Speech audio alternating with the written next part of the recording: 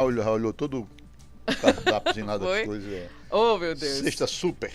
Olha, gente, o Supremo Tribunal Federal decidiu que novos servidores poderão ser contratados sob as regras da CLT, sem direito à estabilidade. Uma alteração, né, que impacta aí diretamente a estrutura do serviço público e sua perspectiva futura. Vocês sabiam disso? Não estava sabendo disso não, viu? Confesso. E aí, para a gente entender um pouco mais, né, sobre essa mudança, o que pode acontecer, o que não pode, para esclarecer essa decisão e as implicações legais, né, a gente está recebendo hoje o professor do Direito Constitucional Assis Maia, conhecidíssimo aqui na nossa... Quem já fez concurso, pelo menos uma vez já tentou, conhece o professor Assis. Vai trazer essa análise para a gente, vai detalhar, né, essa informação sobre os possíveis também desdobramentos dessa medida. Professor, seja muito bem-vindo, prazer tê-lo conosco hoje. Por favor, como o senhor faz muito bem, que eu já sei, né, que já fui aluna do professor Assis, o que acontece com essa mudança? O que vai acontecer, o que vai mudar, o que a gente pode esperar dessa mudança? Andresa, Edvan, muito obrigado pelo convite. É importante falar sobre isso para que a gente possa saber exatamente em que consiste a decisão e os efeitos concretos que essa decisão trará. Primeiro, a gente tem que considerar que, quando da origem da Constituição, em 1988, foi definido o regime jurídico único para quem ingressasse nas carreiras públicas na administração direta e autárquica, tanto da União, dos estados, do Distrito Federal e dos municípios. Em 1998, através de uma reforma administrativa, cuja PEC partiu do então presidente da República, Fernando Henrique Cardoso, encerrou-se, extinguiu-se esse regime jurídico único, abrindo a possibilidade do ingresso se dar tanto para carreiras estatutárias como também por vínculos seletistas. E a mudança, especificamente nesse ponto, foi objeto de uma ação direta de inconstitucionalidade movida no ano 2000. E em 2007, o Supremo deferiu uma liminar, entendendo naquela ocasião que havia um vício formal de inconstitucionalidade e ficou sem efeito essa extinção, voltando a valer o texto de origem, que é a existência do regime jurídico único. E agora, na última semana, mais precisamente no dia 6 de novembro, depois de 24 anos de proposta à ação direta de inconstitucionalidade, o Supremo finalizou o julgamento, revogou a liminar, entendeu que foi constitucional a mudança feita em 98, voltando a valer, validando a PEC de Fernando Henrique Cardoso, de modo a que, de momento atual, o que se tem é, de fato, a extinção do regime jurídico único, abrindo a possibilidade de se ter, numa mesma estrutura administrativa, na administração direta e autárquica, convivendo conjuntamente o regime estatutário em que se tem estabilidade e o regime seletista em que não se tem estabilidade. É importante frisar que quem já está no serviço público não é atingido com essa decisão, com essa validação da reforma lá do governo FHC, e que também para os novos não é automática essa mudança. De modo que pode ser que na prática não mude nada. Por quê? Porque para que haja mudança permitindo o ingresso para vínculos seletistas, e aí também deixo claro uma coisa, mantém-se concurso público. O ingresso continua sendo por concurso público, diferente do que muita gente divulgou. O que muda é o regime. Acho que foi o medo maior esse, né, professor? O que muda é a possibilidade de você ter na administração direta e autárquica o vínculo seletista, que de fato não tem estabilidade. Mas o ingresso se mantém por meio de concurso público. Como é que vai funcionar essa mudança? São para todas as categorias do serviço público? Vamos deixar claro uma coisa muito importante a partir dessa pergunta de Edvan. Nós temos dois grandes grupos estruturais na administração pública brasileira. A administração direta, o que popularmente chamam de governo, propriamente, né, a estrutura concentrada de atividades estatais, e a administração indireta. A administração indireta envolve autarquias, empresas públicas, sociedades de economia mista e fundações. As duas do meio que eu mencionei, empresas públicas e sociedades de economia mista, as chamadas estatais, elas já têm o vínculo seletista. Então, Banco do Brasil, Caixa Econômica, Petrobras, EBSER, são exemplos de instituições cuja relação é por meio da CLT, ingresso por concurso por meio da CLT. Já nas outras, na administração direta e indireta, e autárquica, melhor dizendo, agora abre essas duas possibilidades.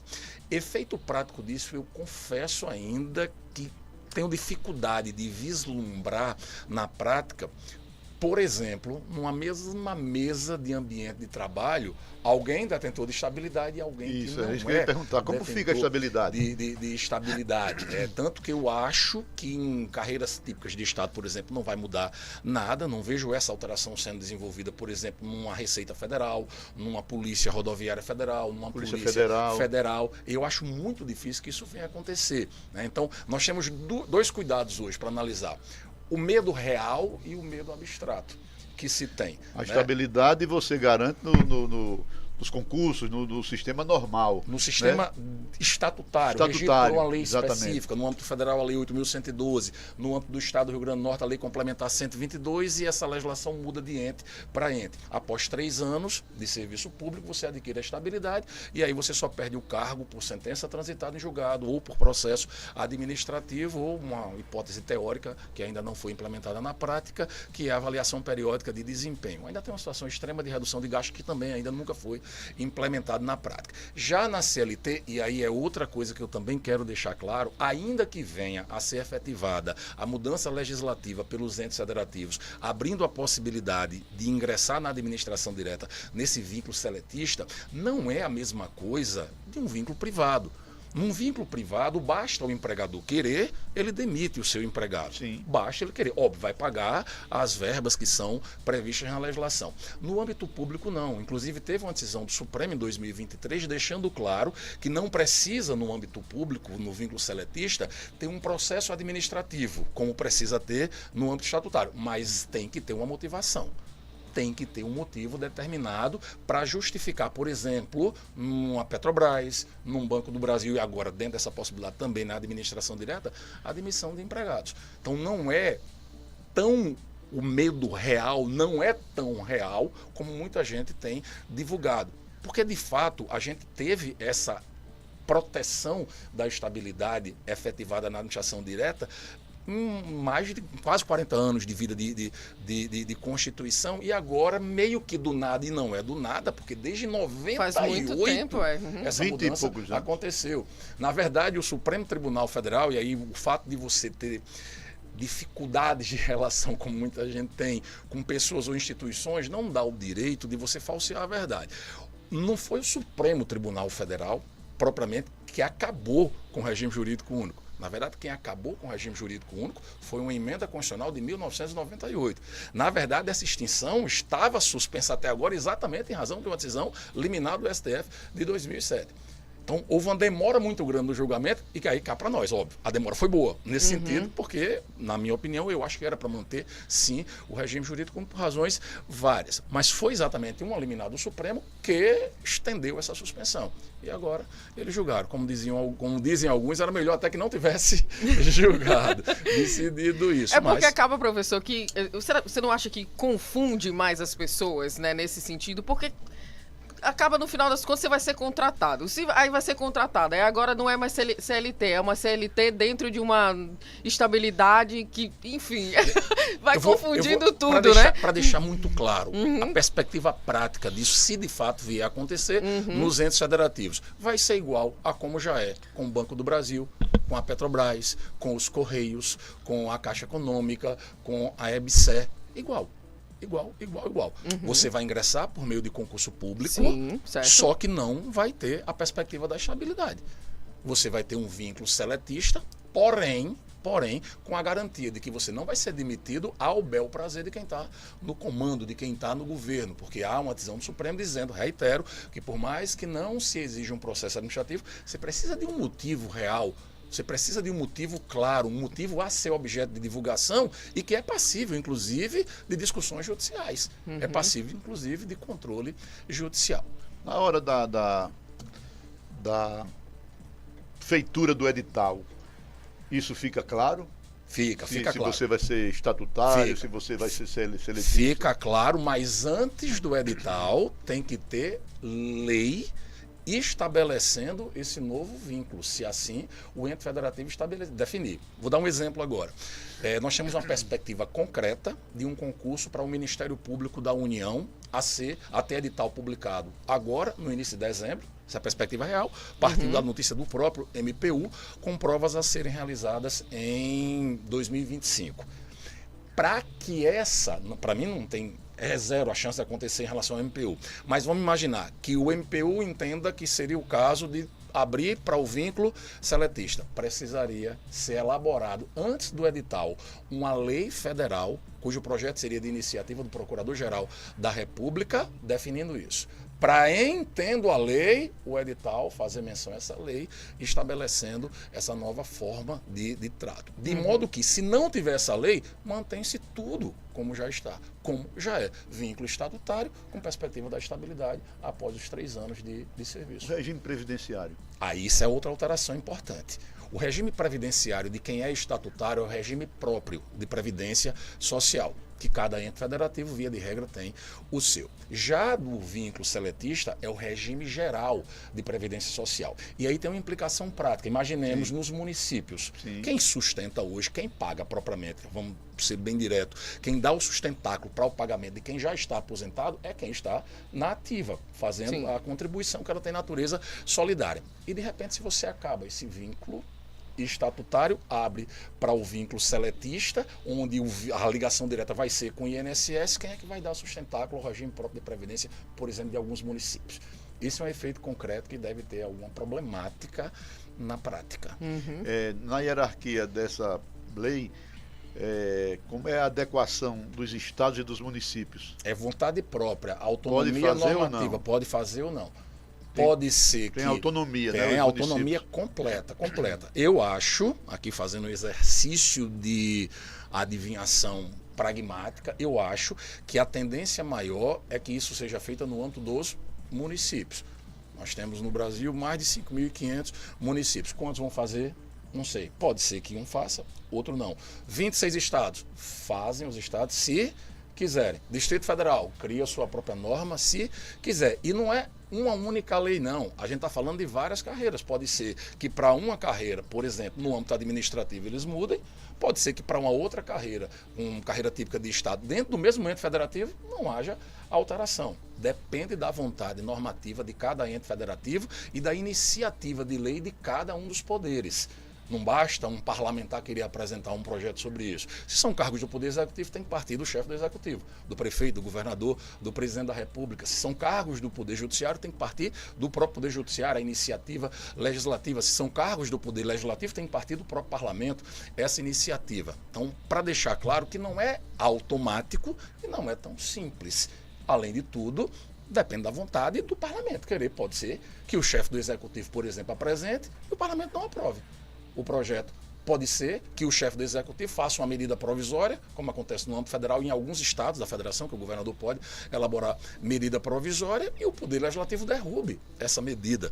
Então, insisto, não é automático, depende de criação normativa e talvez nem tenha na prática a efetivação dessas mudanças como esse momento que é natural de dúvidas em razão dessa decisão gere. E aí, professor, eu queria saber do senhor qual seria realmente a vantagem, né, disso tudo, dessa mudança. Eu sei que é algo de muitos anos atrás, talvez realmente nem faça mais sentido hoje em dia, mas qual seria a vantagem, né, para as entidades? Até porque se você for falar com uma pessoa que está ali estudando, se dedicando para um concurso, acho que uma das principais, né, questões é justamente essa de, não, eu quero passar num concurso porque eu quero ter estabilidade, né, na minha vida. Então, né, qual seria a vantagem? A vantagem governamental envolve, essa é uma razão do fundamento do surgimento da emenda 19, a eficiência na administração pública, no sentido de que pode ser que determinados segmentos de atuação do Estado não tenham mais, tecnicamente, a necessidade de existirem.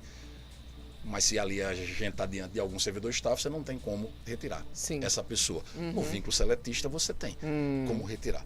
Então não é mais necessário determinado segmento, ou pelo menos não é mais necessário com tantos, número X de servidores. No âmbito estatutário você não tem como demitir aquela pessoa sem que haja um motivo concreto que preencha as exceções constitucionais. No âmbito seletista tem. A decisão do Supremo Tribunal Federal, ela foi uma interpretação, foi uma decisão, Mas ainda falta sanção do presidente da República, Não. ou a interpretação já vale? Já, a decisão do Supremo Tribunal Federal, cuja publicação se deu no dia 6 de novembro, revoga a liminar que havia suspendido o efeito da extinção. Passa a funcionar a PEC. Passa em direito constitucional o que a gente chama de efeitos repristinatórios. Aquela norma que estava com a sua eficácia suspensa volta a valer integralmente. E a decisão do Supremo não foi quanto ao mérito da coisa, de dizer se é ou não para extinguir. Foi uma decisão na perspectiva formal. O que foi movido, e aí uma questão também, outra questão de natureza política. Quem entrou com as ações diretas, a ação direta de inconstitucionalidade para questionar essa mudança foram partidos de esquerda, na época lá do governo FHC. Parto da premissa, então, que esses partidos de esquerda entendem que deve se manter o regime jurídico único. O que é que se conclui com isso? Se você tem um governo federal, um partido de esquerda, se você tem, por exemplo, o nosso governo estadual como um partido de esquerda, não é razoável, seria absolutamente incongruente que eles, entendendo aquela época, em 98, que deveria se manter o regime jurídico único, de repente agora, com a extinção dele, o próprio governo vai mudar a legislação para abrir a possibilidade do regime seletista. Então esse é um outro ponto de argumento a ser vivenciado. Aí não mais na perspectiva jurídica, mas na perspectiva política, propriamente. Então, repito, eu não sei se vai gerar essa dificuldade toda que a gente tem visto ser divulgado, porque hoje no Brasil a gente tem também essa questão de qualquer decisão, você já, a depender do posicionamento de cada um, você já tem divulgações de informações que às vezes não são tão verdadeiras. E aí me permitam aqui fazer um pedido, olhando aqui para quem estuda para concurso público. Tem muita gente se valendo hoje dessa decisão para utilizar como desculpa para não continuar estudando de maneira efetiva. Porque no mundo concurseiro a gente tem disso, viu, André? Tem muita gente que quer só um pezinho para justificar que não vai continuar a estudar. É você ter a sua responsabilidade dentro do processo e você jogar uma responsabilidade para um outro segmento. Não deixem de estudar. Continuem estudando. Não muda nada ingresso em relação a concurso público. Na pior das hipóteses, seria só depois que ingressasse você ter uma mudança do regime jurídico. Mas o ingresso continua sendo para concurso público. E a gente não vê, vamos ser muito francos, em relação à Petrobras, Banco do Brasil, a Sociedade de Economia Mista, empresas estatais, alguém reclamando, eu estou sendo perseguido e você demitido por isso. Então, eu não sei também por que esse estardalhaço no concurseiro. Óbvio, na ótica jurídica, se você me perguntar o que é que você entende que deveria acontecer, eu acho que deveríamos ter, sim, na administração direta e na administração autárquica, o regime estatutário. É o meu entendimento. Mas acabou. Não temos mais o que fazer em relação a isso. O que nos cabe é um controle político, de fiscalização, de relação e ter o cuidado de continuar estudando firme e forte para buscar aquilo que você deseja. E aí, professor, só para a gente finalizar, e ainda nessa questão mesmo do estudo, que é fundamental, né? Não pode parar nunca, quando é que isso vai ser questão de prova? Isso já é questão de prova, né? Quando é que vai ser questão de prova? Isso já é questão de prova. Hoje as bancas examinadoras, eu digo muito isso em sala de aula, antigamente você tinha que estudar só o texto normativo puro, texto constitucional. Hoje em dia você tem que estudar o texto constitucional, você tem que estudar os informativos do Supremo Tribunal Federal e chegou num ponto tal de você ter que estudar as últimas notícias, né, do STF. Então eu não duvido que agora em dezembro já tenha questão sobre isso. Portanto, aproveita, pega esse recorte aqui do nosso programa para você estudar também. Já tem uma questão aí, Já deu aqui, a questão para você, tá? Professor, eu quero lhe agradecer, muito obrigada, viu, pela participação. Professor Assis Maia, professor de Direito Constitucional, trazendo aqui, esclarecendo, né, essa nova medida, essas novas regras sobre a CLT, enfim, né, para que você possa aí não só arrasar na sua questão de prova, que vai ser com certeza absoluta, mas, né, saber aí o que está acontecendo. Você que é concurseiro, estuda há muito tempo, concurseiro tem que ficar ali o tempo todo, né, estudando, professor. Então, já fica aí essas dicas e quero agradecê-lo. Muito obrigada pela sua presença no Tribuna Livre. Eu que agradeço, estou sempre à disposição. Vamos seguir firmes aí. Estudo envolve definição de propósito, consistência e constância. Siga firme, independentemente disso que está fora do teu controle. Maravilha, professor. Obrigada, viu? Olha, gente, 11h04.